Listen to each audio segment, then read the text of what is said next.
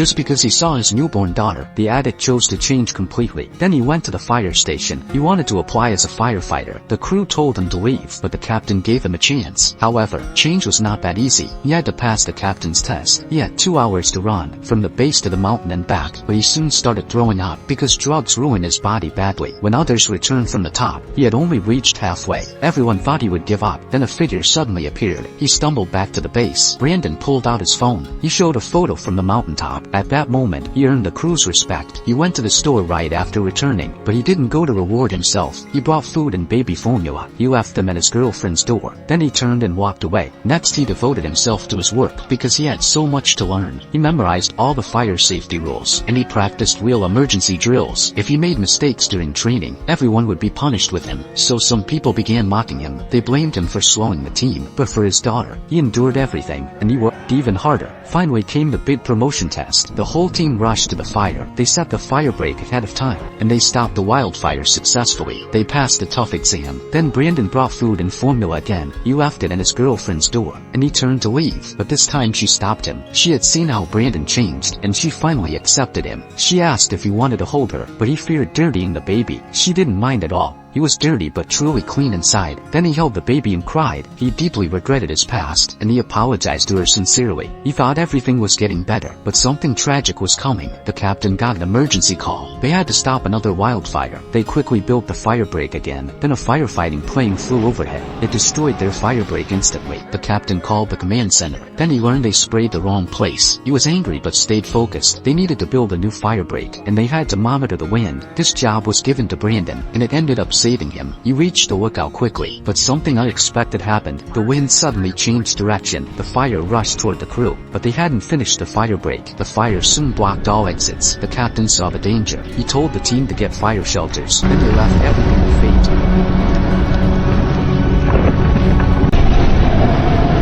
Rescuers arrived hours later. They found 19 burned bodies. The whole crew died except Brandon. Hearing this news shocked him deeply. He smashed his seat in pain. A coworker told him to rest, but he refused to go because he had more to do. Meanwhile, the families gathered in the gym. They hoped the survivor was theirs. They held back their sorrow until Brandon walked into the gym. Everyone broke down crying.